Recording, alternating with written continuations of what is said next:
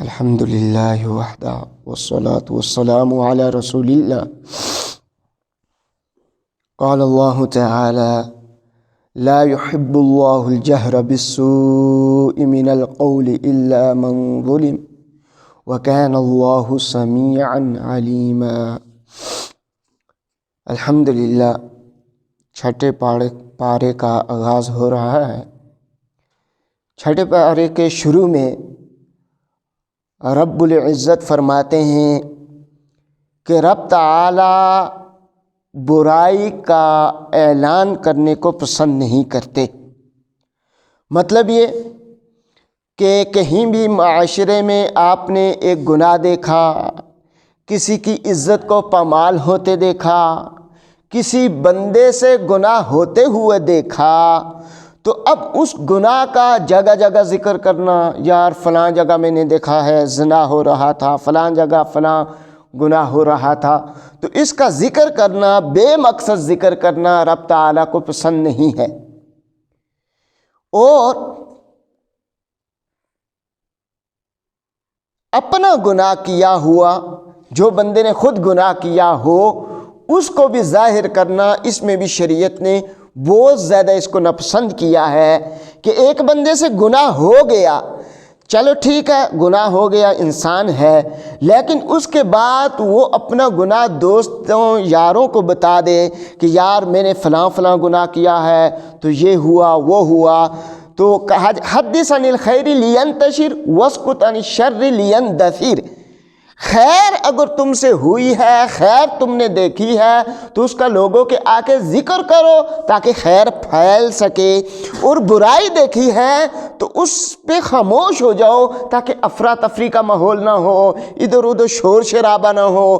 گناہ ایک بندے نے کیا، پورے محلے بستی کو آپ گناہ گار کر دیتے ہیں۔ کیسے؟ ایک بندے سے گناہ ہو گیا، اب پورے محلے بستی والوں میں ایک ہفتہ وہ بات چلتی رہتی ہے، یار اس بندے نے ایسے کیا، نہیں اس کی یہ غلطی تھی، ایسے تھا ویسے تھا، سب اس کی غیبتوں پہ لگ جاتے ہیں، حتیٰ کہ پوری کی پوری بستی گناہ گار ہوتی رہتی ہے۔ تو فائدہ کچھ نہیں ہوتا۔ اور اپنا گناہ کیا ہوا بھی ظاہر کرنا، اللہ کے نبی علیہ الصلوۃ والسلام فرماتے ہیں کل امتی معافن الا المجاہرین،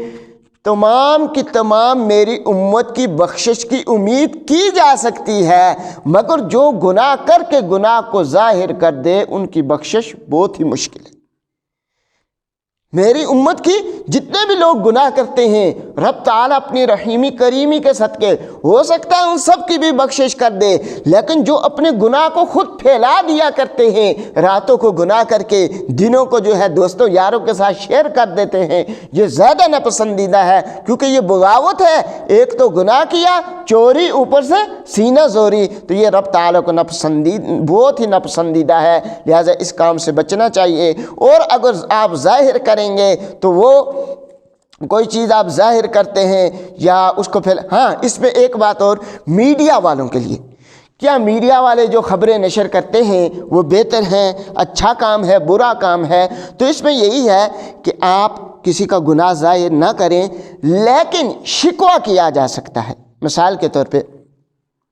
آپ پہ ظلم ہوا، آپ پہ ایک بندہ ظلم کر رہا ہے، اب ظاہر ہے آپ اس کی بات جو ہے محکمے میں لے کے جائیں گے، پولیس کو بتانی ہوگی، اچھا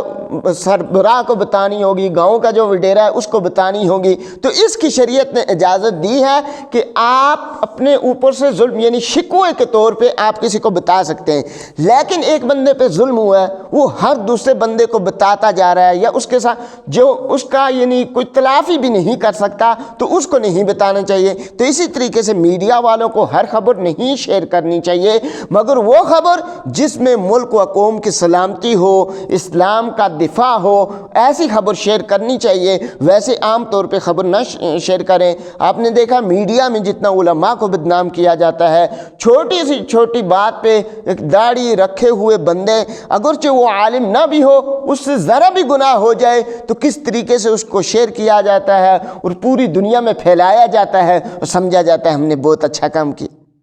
جبکہ یہ بہت بڑا گناہ ہے۔ آپ کو پتہ نہیں آپ اسلام کو گالی بنا رہے ہیں۔ آپ اسلام کو گالی بنا رہے ہیں۔ جب غیر دیکھتے ہیں تو وہ کس نظر سے دیکھتے ہیں کہ یار اگر ان کے علماء ایسے ہیں، ان کے سرکردہ لوگ ایسے ہیں، ان کے بزرگان دین ایسے ہیں تو پھر اسلام کا کیا حال ہوگا؟ تو اسلام کو گالی نکلواتے ہیں ایسے لوگ، جو کہ بہت ہی بڑا عظیم گناہ ہے۔ چنانچہ آپ علیہ الصلوۃ والسلام کے دور میں بھی آپ علیہ الصلوۃ والسلام کے سامنے ایک بندہ شکوہ لے کے آیا تو اللہ کے نبی علیہ الصلوۃ والسلام نے فرمایا کہ صبر کر۔ پھر دوبارہ دوسری تیسری دفعہ بھی جب شکوہ لے کے آیا کہ میرا پڑوسی مجھے بہت تنگ کرتا ہے، میں اس سے تنگ آ چکا ہوں، تو اللہ کے نبی نے فرمایا اپنے ساز و سامان کے ساتھ باہر بیٹھ جا، راستے میں بیٹھ جا، اور جو بھی گزرے اس کو بتا کہ میرا پڑوسی میرے اوپر ظلم کر رہا ہے۔ چنانچہ وہ باہر بیٹھ جاتا ہے احتجاج کے طور پہ، جو بھی گزرتا ہے کہتا ہے یہاں کیوں بیٹھا ہوا؟ وہ کہتا ہے اس طریقے سے مجھ پہ فلاں ظلم کر رہا ہے۔ چنانچہ سب لوگ اسے برا بھلا کہتے ہیں، اچھا تمہارا پڑوسی ایسا ہے، اس کو لان تان کر کے گزرتے ہیں، حتیٰ کہ جب پڑوسی کو پتہ چلتا ہے میں بدنام ہو رہا ہوں تو اس طریقے سے وہ فوراً آتا ہے، اس سے معافی مانگتا ہے، یار تم اپنے گھر واپس لوٹ جاؤ، آئندہ میں تجھے تنگ نہیں کروں گا۔ تو یعنی نبی علیہ الصلوۃ والسلام نے یہاں اس کو کیوں اجازت دی کہ اس کی تلافی ہو سکتی تھی، اگر تلافی ممکن ہو تو اس شرط پہ آپ لوگوں کے سامنے اپنے شکوہ پیش کر سکتے ہیں۔ برکیف پھر فرمایا کہ یسألک اہل الکتاب ان تنزل علیہم کتابا من السماء،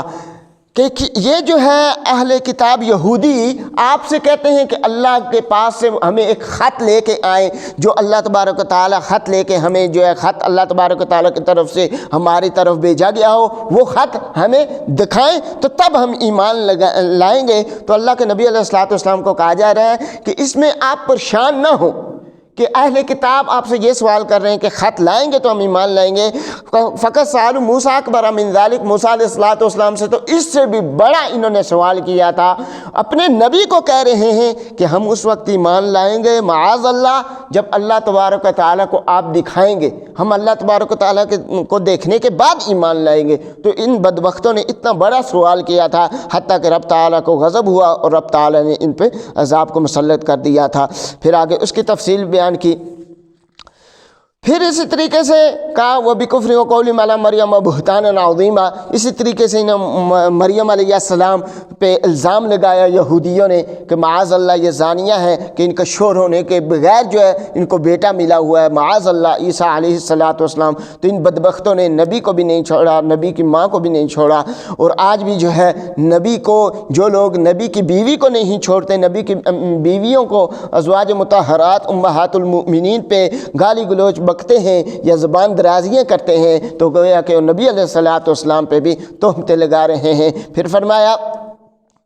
کہ اسی طریقے سے ان کا یہ کہنا کہ ہم نے عیسیٰ علیہ السلام کو قتل کیا ہے، چنانچہ یہودیوں نے کوشش کی تھی کہ ہم جو ہے عیسیٰ علیہ السلام کو قتل کریں گے، لیکن رب تعالیٰ نے بچا لیا تھا اور رب تعالیٰ نے تشبیہ ڈال دی اور اس کے حضرت عیسیٰ علیہ السلام کے بدلے کوئی اور بندہ قتل ہو گیا۔ چنانچہ اس کے بعد جب عیسائیوں کو یہ پتہ چلا کہ یہودی جو ہے ہمارے نبی کو قتل کرنا چاہتے ہیں یا انہوں نے ہمارے نبی کو قتل کیا، شہید کیا، تو عیسائی غصے میں آ گئے۔ اب عیسائیوں کی طاقت زیادہ ہو گئی، عیسائیوں کو اقتدار ملا ان کے دور میں جب، تو عیسائیوں کو جب اقتدار ملا ان کے پاس قوت آ گئی، چنانچہ یہودیوں نے کہا کہ اب تو یہ ہم سے بدلہ لیں گے، عیسائی ہم سے بدلہ لیں گے۔ کس چیز کا؟ کہ عیسائی اس چیز کا بدلہ لینا چاہتے تھے کہ تم نے ہمارے نبی کو قتل کیا، حقیقت میں قتل نہیں ہوئے، ان کو اٹھا لیا گیا، لیکن اللہ تبارک تعالیٰ نے اس بات کو ظاہر نہیں کیا اور یہاں یعنی ان پہ شبہ ڈال دیا۔ اب عیسائی جو ہے یہودیوں کو قتل کرنے کے در پہ ہو گئے، یہودی ڈر گئے اس بات سے کہ اب تو ہماری پٹائی ہونے والی ہے، ہم قتل ہونے والے ہیں، عیسائی ہمیں معاف نہیں کریں گے۔ چنانچہ انہوں نے ایک پروپوگنڈا کیا اور عیسائیوں کے عقیدے کو خراب کر دیا۔ کہا اصل میں بات یہ ہے کہ عیسیٰ علیہ السلام خود معاذ اللہ بن کے آئے اور خود جو ہے اپنے آپ کو سولی دلوائی تاکہ جو ہے وہ آپ لوگوں کے گناہوں کا کفارہ کر سکیں اور آپ لوگوں کے گناہوں کا کفارہ ہو سکے معاذ اللہ۔ تو عیسائیوں کے اندر پھر یہ عقیدہ ہو گیا۔ اس کے بعد آپ کو پتہ ہے عیسائیوں کے اندر 3 قسم کے گروہ بن گئے، ایک وہ جو کہتے ہیں عیسیٰ اللہ ہے معاذ اللہ، دوسرے وہ جو کہتے ہیں عیسیٰ ابن اللہ کے بیٹے ہیں، اور تیسرا تثلیث کا عقیدہ، کہتے ہیں 3 مل کے اللہ ہیں، ایک مریم علیہ السلام، ایک ان کے بیٹے عیسیٰ علیہ السلام اور ایک رب تعالیٰ، یہ تینوں مل کے معاذ اللہ نظام عالم چلا رہے ہیں۔ تو ان بدبختوں کا اس طریقے سے عقیدہ ہے، اور یہ بہت ہی خطرناک عقیدہ ہے ان بدبختوں کا۔ پھر آگے اور انبیاء کا بھی ذکر ہوا کہ جس طریقے سے آپ پہ وحی کی، پرانے انبیاء پہ بھی وحی ہوئی، اور اسی طریقے سے بعض رسولوں کا ہم نے اس کتاب میں ذکر کیا، اور بعض ایسے بھی رسول ہیں جس کا ان کتابوں میں یا اس کتاب میں ذکر نہیں کیا گیا۔ پھر فرمایا ہے اہل کتاب اپنے دین میں غلو نہ کرو۔ کیوں؟ عیسیٰ علیہ السلام کو جیسے میں نے آپ کے سامنے ذکر کی کہ کس طریقے سے انہوں نے اللہ بنا دیا نبی کو، تو آپ علیہ السلام نے فرمایا لا تطرونی کما اطرت النصارى عیسی ابن مریم، لا تطرونی کما اطرت النصارى عیسی ابن مریم فانما انا عبد فقولوا عبد اللہ ورسولہ، کہ مجھے اتنا بلند نہ کرنا جیسے عیسائیوں نے عیسیٰ علیہ السلام کو کیا، میں تو اللہ کا بندہ اور اس کا رسول ہوں، اس سے زیادہ نہیں۔ تو ہمارا آج کیا ہے کہ ہم نے نبی علیہ السلام کو وہ جو ہے یعنی صفات دے دیں جو معاذ اللہ رب تعالیٰ کی ہیں، برد جولی یا محمد ہیں، معاذ اللہ برد جولی یا محمد۔ نبی علیہ السلام کون سی جولی، وہ زمین اب دنیا سے رخصت ہو گئے، کون سی جولی آپ ان سے بھروا رہے ہیں؟ پھر اسی طریقے سے سارے نبی تیرے در کے سوالی، معاذ اللہ، یعنی نبی علیہ السلام کے تمام انبیاء کو بھی ان بدبختوں نے تمام انبیاء کو بھی نبی علیہ السلام کے در کا سوالی بنا دیا۔ تو تمام انبیاء تمام کے تمام لوگ اللہ کے در کے سوالی ہیں۔ اللہ تبارک و تعالی جیسے ان جاؤ کا یعنی نبی علیہ السلام کو وَلَوْ أَنَّهُمْ إِذْ ظَلَمُوا أَنفُسَهُمْ جَاءُوكَ فَاسْتَغْفِرْ لَهُمْ وَاسْتَغْفَرَ لَهُمُ الرَّسُولُ، جب ان کے اوپر ظلم ہو جائے، ان سے گناہ ہو جائے، تو یہ آپ کے پاس آئیں اور رسول اللہ سے یہ کہیں کہ ہمیں کیا کر دو، معاف نہ کر دو، ہمارے لیے اللہ سے بخشش مانگو۔ تو نبی علیہ السلام جو ہے وہ بھی اللہ سے ہم کلام ہوتے تھے، اللہ سے بخشش مانگتے تھے۔ کسی بندے سے گناہ ہو جائے تو اس کے لیے اللہ سے مدد مانگتے تھے، اللہ سے بخشش مانگتے تھے۔ یہ نہیں کہتے تھے بس ٹھیک ہے تو میرے پاس آ گیا، اب چلا جا، میں تجھے جنت میں لے کے چلا جاؤں گا۔ جیسے معاذ اللہ کہا جاتا ہے کہ عبد القادر جیلانی کہتے ہیں کہ میرے مریدوں میں سے سب کے سب مرید جب تک جنت میں نہیں جائیں گے تو میرا قدم جنت کی طرف اٹھے گا ہی نہیں جب تک میں اپنے تمام مریدوں کو بخشوا نہ دوں۔ تو یہ کسی امتی کی طاقت ہو سکتی ہے کہ اپنے تمام مریدوں کو بخشوا دے، چاہے وہ چرسی ہو چاہے وہ شرابی ہو؟ تو نبی علیہ السلام نے یہ نہیں کہا، بلکہ کیا فرمایا ہے فاطمہ لا اغنی عنک من اللہ شیئا، اے میرے لخت جگر فاطمہ، دنیا میں سے سلینی من مالی ما شئتی، مال میں سے جو چیز تم مانگنا چاہے، دنیا میں جو چیز مجھ سے مانگنا چاہے تم مانگ لے، کر رب تعالیٰ کہ ہاں میں تمہیں کوئی نفع نہیں دے سکوں گا۔ تو اپنی بیٹی کو نبی علیہ السلام یہ کہہ رہے ہیں، اور ہم کہیں کہ ہم جو ہے تو اس طریقے سے نہیں ہوگا، عمل کے ذریعے سے جنت بنتی ہے۔ یہ جنت بھی جہنم بھی یہ خاکی اپنی فطرت سے، نہ نوری ہے نہ ناری۔ تو عمل کریں گے تو پھر جو ہے رسول اللہ بھی راضی ہوں گے اور رب تعالیٰ بھی راضی ہوں گے، رب تعالیٰ ہمیں جنات عطا کریں گے۔ اچھا، تو اس لیے فرمایا کہ غلو نہ کرو، مجھے اس میں کوئی شک نہیں، رب تعالیٰ کے بعد جو مقام ہے وہ رسول اللہ کو مقام حاصل ہے، لیکن فرق ہے، وہ ہے خالق اور نبی علیہ السلام ہے مخلوق۔ خالق اور مخلوق کا فرق مد نظر رکھنا ہے۔ اور یہاں بھی عقیدہ تثلیث، یعنی جو میں نے آپ کو کہا کہ ان تینوں کو ملا کے ایک خدا بناتے معاذ اللہ، تو کہا اس کا انکار کیا گیا اور اس پہ وہی سنائے گی۔ پھر کلالہ کا مسئلہ ہے، یہ بھی میراث سے تعلق رکھتا ہے۔ اگلی صورت ہے سورۃ المائدہ، جو کہ مدنی صورت ہے۔ سورۃ المائدہ، مائدہ کا معنی ہے دسترخوان۔ تو اب دسترخوان اس لیے کہا گیا کہ اس میں جو ہے اہل کتاب نے یہ سوال کیا تھا کہ رب تعالیٰ کے ہاں سے ہم پہ دسترخوان نازل کیا جائے۔ جیسے ایک جگہ انہیں من سلوہ مانگتے ہیں، من سلوہ ان پہ آتا ہے تو پھر کیا مانگتے ہیں؟ پیاز تھوم وغیرہ، یعنی انہوں نے کہا کھیتی کاشتکاری جو ہے اس کی طرف آگے۔ اب یہاں جو ہے انہوں نے مائدہ یعنی دسترخوان طلب کیا، چنانچہ اس لیے سورت کا نام سورۃ المائدہ ہو گیا، کیونکہ اس سورت میں اس کا ذکر ہے۔ فرمایا اپنے وعدوں کو پورا کرو اور تمہارے لیے تمام جانور حلال کر دیے گئے، مگر یہ کہ جو احرام کی حالت میں تو وہ خشکی کے جو جانور ہیں، آپ حج و عمرہ کا احرام باندھے ہوئے ہیں، تو اس حالت میں آپ خشکی والے جو جانور جن کا شکار آپ پہ حلال تھا وہ بھی شکار آپ نہیں کر سکتے، وہ بھی شکار آپ پہ حرام ہو جائے گا۔ اور اس کے بعد فرمایا کہ رب تعالیٰ کے شعائر کو جو ہے پامال نہ کرو، اور اسی طریقے سے پھر اس میں آگے ذکر کیا گیا کہ ہمیشہ عدل و انصاف پہ مبنی بات کرنا، اگر آپ کا دشمن بھی ہو تو اس کے حق میں بھی گواہی دینی پڑے، چاہے جائے اگر وہ اسلام پہ نہ بھی ہو۔ حتیٰ کہ اس طرح کا ایک واقعہ آتا ہے، اس کی سند کی تحقیق تو نہیں کہ نبی علیہ الصلوۃ والسلام کے دور میں جب منافق یہودی آپ علیہ الصلوۃ والسلام کی عدالت میں آئے تو اللہ کے نبی علیہ الصلوۃ والسلام نے، کیونکہ منافق جو ہے ظاہری مومن تھا، تو ایک طبیعت مائل ہو گئی کہ یار یہ جو مومن ہے، یہ مسلمان ہے، تو اس کے حق میں فیصلہ ہونا چاہیے۔ تو کہتے ہیں کہ رب تعالیٰ نے وہاں بھی اس عمل کو پسند نہیں کیا اور تنبیہ کی۔ تو یہاں فرمایا کہ آپ کی چاہے جتنی بھی آپ کا دشمن ہو، مخالف ہو، حتیٰ کہ وہ کافر بھی ہو، لیکن اگر اس کے حق میں گواہی دینی پڑے اور حق پہ وہ ہو تو گواہی دو۔ شریعت جو ہے اس طرح کی پاکیزہ دین ہے۔ پھر فرمایا کہ 9 قسم کے جانور جو ہے وہ حرام کیے گئے، ان میں سے ایک مردہ ہے، اسی طریقے سے دم مسفوح جو گردن سے نکلا ہوا خون ہے، اور خنزیر کا گوشت ہے، اور وہ جانور جس میں اللہ تبارک و تعالیٰ کے علاوہ کسی کا نام لیا گیا اور ذبح کیا گیا وہ حرام ہے۔ اسی طریقے سے جو گلا گھونٹ کے مار دیا جائے یا خود ہی مر جائے،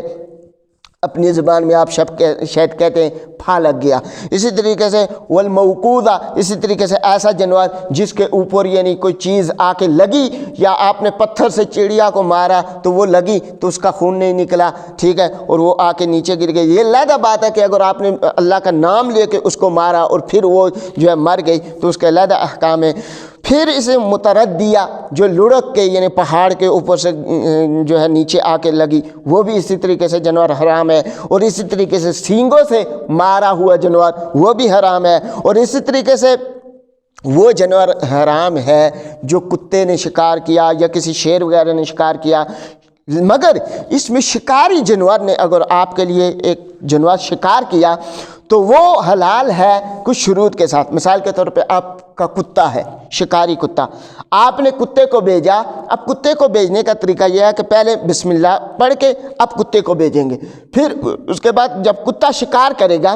تو کتا اس جانور کو لائے گا، اگرچہ کتے نے اس کو مار بھی دیا وہ آپ کے لیے حلال ہے، لیکن اس شرط میں کہ کتے نے جا کے اس چیز کو پکڑا، شکار کو پکڑا، واپس لایا تو کتے نے اس میں سے نہیں کھایا۔ اگر کتے نے خود کھا لیا تو گویا کتے نے اپنے لیے پکڑا ہے، لہٰذا وہ اب آپ کے لیے حلال نہیں ہوگا۔ لیکن اگر وہ بسم اللہ پڑھ کے آپ نے چھوڑا اور اس نے جا کے پکڑ کے سیدھا وہ آپ کے قدموں میں آ کے رکھ دیا، اب وہ زندہ ہے تو اس کو ذبح کر لیں، اگر مرا ہوا ہے تو پھر بھی جو ہے وہ آپ کے لیے حلال ہو جائے گا، کیونکہ آپ نے بسم اللہ پڑھ کے اس کا شکار کیا شکاری کتے کے ذریعے سے یا عقاب وغیرہ کے ذریعے سے۔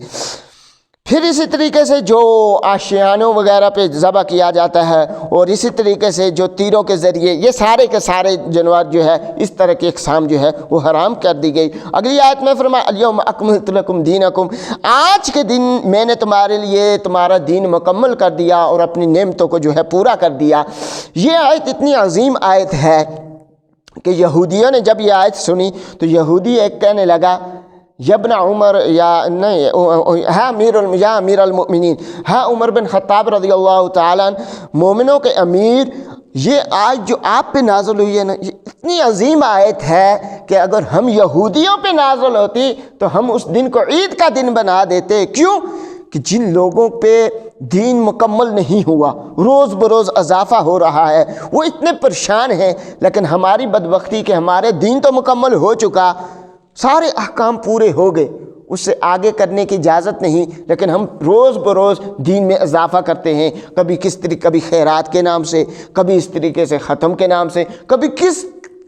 کن ناموں سے ہم دین میں اضافے کرتے ہیں اور اپنے آپ کو کتنے پھنسا رہے ہیں۔ ورنہ شریعت تو بہت آسان تھی، بہت ایزی تھی، تو ہم نے ان طریقوں سے اپنے آپ کو پھنسایا۔ تو یہودی کہتا ہے کہ اتنی عظیم آیت ہے کہ اگر ہم پہ نازل ہوتی تو ہم اس دن کو عید کا دن بنا دیتے۔ چنانچہ عمر بن خطاب رضی اللہ تعالیٰ عنہ کہتے ہیں کہ مجھے پتہ ہے یہ کس دن نازل ہوئی، مقام عرفہ پہ 9 ذی الحجہ کو یہ آیت نازل ہوئی اور جمعۃ المبارک کا دن تھا، لہٰذا یہ اس دن نازل ہوئی۔ تو ہمیں بھی چاہیے کہ ہمیں اس عظیم نعمت پہ ایک دین مکمل ہو چکا ہے، جو کچھ کتاب اللہ اور سنت رسول سے ملے اسی کو دین سمجھے، اس سے آگے نہ بڑھیں، اپنے طریقے سے جو ہے عبادات کرنا نہ شروع کر دیں، کیونکہ اس میں تو ایک آپ اپنے اوپر بوجھ مزید پیدا کر رہے ہیں اور دوسرا رب تعالیٰ کے حضور جو ہے آپ مجرم بن رہے ہیں۔ پھر اس میں یہ بھی فرمایا کہ وہ جانور جو ہے اسی طریقے سے اہل کتاب کا کھانا آپ کے لیے حلال، اہل کتاب یعنی اہل کتاب کا کھانا آپ کے لیے حلال اور آپ کا کھانا ان کے لیے حلال اور ان کا کھانا آپ کے لیے بھی حلال کر دیا گیا۔ اسی طریقے سے نکاح کی طرف ترغیب دی گئی کہ پاک دامنی اختیار کرو، اور پھر فرمایا اس میں وضو اور اسی طریقے سے آگے جو ہے تیمم وغیرہ کے احکام بھی ان آیات میں ذکر کیے گئے تفصیل کے ساتھ۔ پھر فرمایا کہ اللہ تبارک و تعالیٰ نے وعدہ لیا تمام انبیاء سے کہ کس طریقے سے وہ جو ہے، اور ان سے یہ بھی پھر آگے کہ لئن اقمتم الصلاۃ، نماز کو اگر قائم کرو گے، زکوٰۃ دو گے، میرے رسولوں پہ ایمان لاؤ گے اور اللہ تبارک و تعالیٰ کو قرضہ حسنہ دے گے تو اللہ تبارک و تعالیٰ ضرور بضرور تمہیں جنت میں داخل کر دے گا۔ آگے پھر عیسائیوں کے اس عقیدے کی مذمت ہو رہی ہے، اور پھر فرمایا کہ یہود و نصارہ کہتے ہیں کہ ہم اللہ کے قریبی ہیں، معاذ اللہ ہم اللہ کے بیٹے ہیں اور اس کے چہیتے ہیں، تو پھر ان سے پوچھو کہ اگر یہی بات ہے تو تم کیوں کہتے ہو چنانچہ ایام معدودات، وہ کہتے ہیں کہ ہمیں اگر عذاب ہوگا لن تمسنا النار الا ایام معدودہ، ہمیں آگ نہیں لگے گی قیامت کے دن، ہمیں عذاب نہیں ہوگا مگر یہ کہ چند دن۔ یہودی کیا کہتے ہیں کہ ہمیں عذاب نہیں ہوگا مگر یہ کہ چند دن، تو رب تعالیٰ کہتے ہیں اہل کتاب سے یہود و نصارہ سے پوچھو کہ اگر تم کہتے ہو ہم اللہ کے بیٹے ہیں، اللہ کے چہیتے ہیں، تو چند دن بھی پھر تمہیں عذاب کیوں ہوگا؟ کیونکہ اللہ جو کوئی باپ اپنے بیٹے کو، اپنے چہیتے بیٹے کو چند دنوں کا بھی آگ کا عذاب تو نہیں دے سکتا، تو تم خود اعتراف کر چکے ہو کہ عذاب ہمیں ہوگا لیکن چند دنوں کا ہوگا، تو پھر یہاں تمہارا خود جو ہے یہ بات جو ہے تمہارے قول سے منافی ہے، تمہارا قول تمہارے عمل اور تمہارے اعتراف کے منافی ہے۔ پھر فرمایا کہ اسی طریقے سے اس زمین میں یہ بھی برکیف آپ تفصیلی سن چکے ہیں، فلسطین کا جہاد کس طریقے سے انہوں نے روگردانی کی تو رب تعالیٰ نے ان پہ پھٹکار پھینک دی، حتیٰ کہ وہ کتنا عرصہ تک، اور پھر اس میں انہوں نے اتنا یہ کہا کہ وَإِنَّا لَن نَدْخُلَهَا حَتَّى يَخْرُجُوا مِنْهَا، اس وہاں جو ہے ایسی قوم رہتی ہے کہ وہ بہت ہی ڈراؤنی اور بڑی قد باڑی والی قوم ہے، لہذا ہم ان کا مقابلہ نہیں کر سکتے۔ حتیٰ کہ ایک جگہ انہوں نے فرمایا فَذْهَبْ أَنْتَ وَرَبُّكَ فَقَاتِلَا، معاذ اللہ وقت کے نبی کو کہہ رہے ہیں کہ ہے نبی زیادہ ہی جہاد کا شوق ہے تو تو جا اور اپنے رب کو ساتھ لے جا، دونوں جا کے جہاد کرو، ہم تو وہاں جہاد نہیں کریں گے۔ تو اس قدر جو ہے یہ بے حس ہو چکے تھے یہ قوم، پھر رب تعالیٰ نے ان پہ پھٹکار پھینکی۔ پھر فرمایا اس میں جو ہے حابیل و قابیل کا جو آپ قصہ سنتے رہتے ہیں، برکف حابیل یا قابیل، کتاب و سنت میں ان کا نام جو ہے یہ ثابت نہیں کہ ایک کا نام حابیل تھا یا قابیل تھا، برکف اس میں مختصراً جو روایات پیش کی جاتی ہیں ان میں یہی پیش کیا جاتا ہے کہ حابیل اور قابیل دو بھائی تھے، آدم علیہ السلام کی ذریت میں سے تھے، اور قابیل نامی اس میں یہ تھا کہ جو صبح کے ٹائم پیدا ہوتے تھے دو بچے، ایک بچہ بچی، ان کا شام والے بچے سے نکاح ہوتا تھا، لیکن ان دونوں کا آپس میں نکاح صبح والوں کا آپس میں نہیں ہو سکتا تھا، شام والوں کا آپس میں نہیں ہو سکتا تھا، وہ شریعت اور تھی، وہ دونوں شام والے بہن بھائی ہوتے تھے، صبح والے بہن بھائی ہوتے تھے، چنانچہ صبح والے کا شام والے کے ساتھ اور شام والے کا صبح والے کے ساتھ نکاح ہوتا تھا۔ کہتے ہیں کہ قابیل کا جو بیٹا تھا، جو قابیل کی یعنی بہن تھی، اور اس کی مقابلے میں قابیل کی جو بہن تھی جو ساتھ پیدا ہوئی، اب یہ خوبصورت تھی تو حابیل کا اس کے ساتھ شادی ہونی تھی، قابیل اس کے ساتھ نہیں کر سکتا تھا، چنانچہ قابیل نے کہا نہیں مجھے یہی چاہیے جو میرے ساتھ پیدا ہوئی ہے، تو کہتے ہیں آدم علیہ السلام نے کہا کہ یہ شریعت میں تو جائز نہیں، اچھا پھر ایسا کرو، فیصلہ دونوں کی لڑائی ہوئی، کہا کہ فیصلہ اس پہ ختم ہوگا، دونوں قربانی کرو، جس کی قربانی رب تعالیٰ منظور کر لے گا تو کیا ہوگا؟ اس کی شادی اس سے ہو جائے گی۔ چنانچہ قابیل نے قربانی پیش کی، حابیل نے کی، تو حابیل کی قربانی قبول ہو گئی، قابیل کی نہ ہو سکی۔ چنانچہ قابیل نے حسد میں آ کے حابیل کو قتل کر لیا، اور اللہ کے نبی علیہ الصلوۃ والسلام نے فرمایا قیامت تک جو بھی بندہ قتل ہوگا تو اس قابیل کے یعنی ذمہ ہوگا، اس کا گناہ قابیل کو بھی ملتا رہے گا، کیونکہ سب سے پہلے اس نے قتل کی سنت کو زمین پہ زندہ کیا یا زمین پہ پھیلایا۔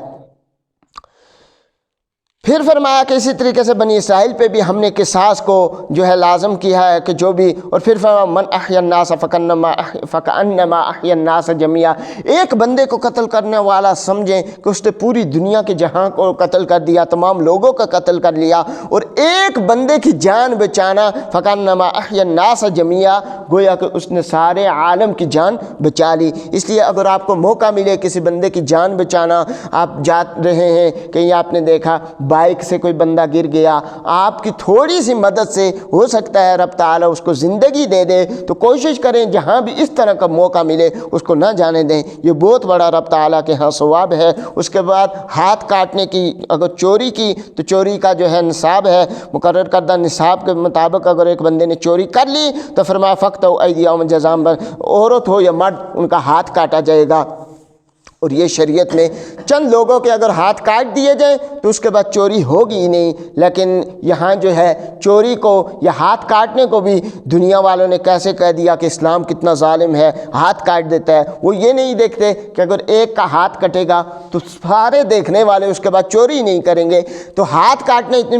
بڑی بات تو نہیں، وہ زندہ رہتا ہے۔ لیکن آپ نے خود دیکھا کہ جب ہاتھ نہیں کاٹے جاتے یا اسی طریقے سے حدود کا نفاذ نہیں کیا جاتا، تو پاکستان میں دیکھ لیں یا باہر ممالک میں جہاں کہیں بھی دیکھیں تو کس طریقے سے دہشت گردی، گنڈا گردی یہ پھیلی ہوئی ہے، اور لوگ جو ہے آپ ہاتھ کاٹنے کی مذمت کرتے ہیں تو اس کے بدلے لوگ گردنیں کاٹ دیتے ہیں۔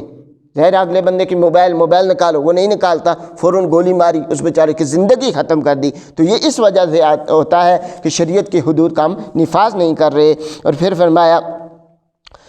کہ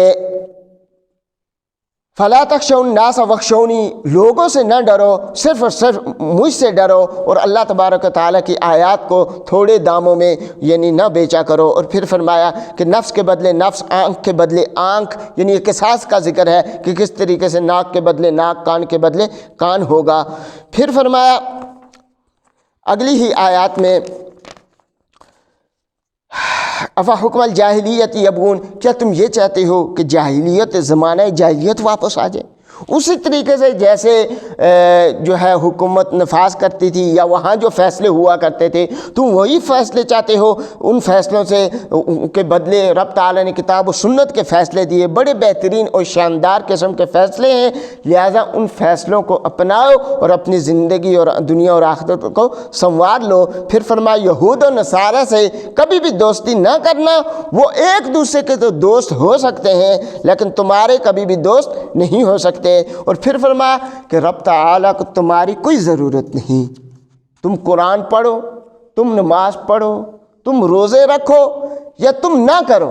باغی ہو جاؤ، سب کے سب مرتد ہو جاؤ، کافر ہو جاؤ،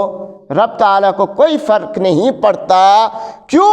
کہ اگر تم ایسا کرو گے، سارے کے سارے مرتد ہو جاؤ، تو رب تعالیٰ کی شان میں کمی نہیں آئے گی۔ ہاں یہ ضرور ہے کہ رب تعالیٰ ایسی قوم کو لے آئے گا، تمہیں ختم کر کے ایسے لوگوں کو لے آئے گا کہ جو رب کے دوست ہوں گے اور رب ان کا دوست بن جائے گا۔ تو اس لیے کبھی بھی جو ہے یہ نہ سمجھا کریں کہ رب ہم نمازیں پڑھتے ہیں، بہت بڑا کام کرتے ہیں، بہت بڑا کارنامہ سر انجام دیتے ہیں۔ رب تعالیٰ کہتے ہیں مجھے تمہاری عبادات کی ضرورت نہیں، کرو گے تو اپنے لیے کرو گے، نہیں کرو گے تو تمہارے سے اچھے لوگ میں پیدا کرنے پہ قادر ہوں۔ پھر فرمایا انما ولیکم اللہ ورسولہ والذین آمنوا الذین یقیمون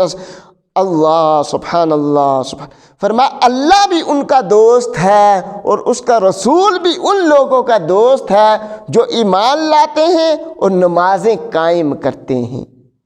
ایمان لانے کے بعد نماز قائم کرنا اور زکوٰۃ ادا کرنا، رکوع کرنے والوں کے ساتھ رکوع کرنا، تو فرمایا کہ جو لوگ نماز قائم کرتے ہیں، زکوٰۃ دیتے ہیں، تو اللہ بھی ان کا دوست ہے اور اس کا رسول بھی ان کا دوست ہے۔ پھر آگے فرمایا اپنے دین کو ہنسی مذاق نہ بنانا بلکہ اس کو سنجیدگی سے لینا۔ وَإِذَا نَادَيْتُمْ إِلَى الصَّلَاةِ اتَّخَذُوهَا هُزُوًا وَلَعِبًا۔ اچھا، پھر فرمایا اسی طریقے سے آگے پھر دوبارہ وقالت اليہود ید اللہ مغلولہ غلت ایدیہم ولعنوا بما قالوا بل یداہ مبسوطتان۔ یہودی کہتے تھے کہ رب تعالیٰ کے معاذ اللہ ہاتھ جو ہے باندھے ہوئے ہیں، اور جب کہ رب تعالیٰ کرتا ہے، ہاتھ تو ان کے باندھے ہوئے ہیں۔ رب تعالیٰ جب چاہتا ہے عطا کرتا ہے اور جب چاہتا ہے جس سے چاہتا ہے روزی کو روک لیتا ہے۔ پھر فرمایا کہ تم کسی چیز پہ بھی کاربند نہیں ہو سکتے، کسی دین پہ نہیں ہو، یہاں تک کہ تورات و انجیل، جو آسمانی تورات و انجیل ہے، اس کا نفاذ کرو، پھر جو ہے تم کہہ سکتے ہو کہ ہم صحیح معنوں میں یہودی ہیں یا نصرانی ہیں۔ افلا یتوبون الی اللہ ویستغفرون واللہ غفور الرحیم۔ کیا یہ اللہ کی طرف جو ہے توبہ نہیں کرتے اور اپنی بخشش نہیں مانگتے؟ اگر یہ توبہ کریں، رب تعالیٰ سے بخشش مانگے، تو رب تعالیٰ غفور الرحیم ہے۔ پھر فرمایا ابن مریم جو ہے، عیسیٰ علیہ السلام کچھ بھی نہیں مگر یہ کہ اللہ کے رسول ہیں، ان سے پہلے بھی کئی رسول گزر چکے ہیں، اور ان کی ماں کی شان یہ ہے ام صدیقہ، وہ بھی صدیقہ تھی، کان یاکلان الطعام۔ اور عیسیٰ علیہ السلام کا تم کہتے ہو رب ہے، خدا ہے، اور ان کا بیٹا اللہ ہے، تو سن لو کان یاکلان الطعام، رب تعالیٰ کھانا نہیں کھاتا، یہ دونوں کھانا کھاتے ہیں، لہٰذا یہ اللہ نہیں ہو سکتے۔ پھر فرمایا کہ وَلَا تَجِدْ، آخری آیات میں فرمایا کہ آپ اگر یہ دیکھنا چاہتے ہیں مشرکین، یہودی نصارہ اور مشرکین تینوں ہی مسلمانوں کے کھلم کھلا دشمن ہیں، لیکن ان میں یہودی اور مشرکین بہت زیادہ مسلمانوں کے دشمن ہیں۔ وہ چاہتے ہیں کہ مسلمانوں کو کچا کھا جائیں، اس قدر وہ مسلمانوں کے دشمن ہیں۔ ان کے مقابلے میں جو ہے عیسائی وہ نرم گوشہ رکھتے ہیں اور وہ مسلمانوں کے قریب ہو سکتے ہیں۔ تو ان تینوں گروہوں کا ذکر کیا کہ ان تینوں گروہوں میں سے جو عیسائی ہیں وہ مسلمانوں کے لیے پھر تھوڑا سا نرم رویہ رکھتے ہیں، لیکن یہودی اور مشرکین جو ہے وہ مسلمانوں کے لیے بہت ہی نفرت اور بغض رکھتے ہیں۔ رب تعالیٰ سے دعا ہے رب تعالیٰ قرآن کے احکام کو سمجھ کے ان پہ عمل پیرا ہونے کی توفیق عطا فرمائے۔ سبحانک اللہم و بحمدک، اشہد ان لا الہ الا انت، استغفرک و اتوب الیک۔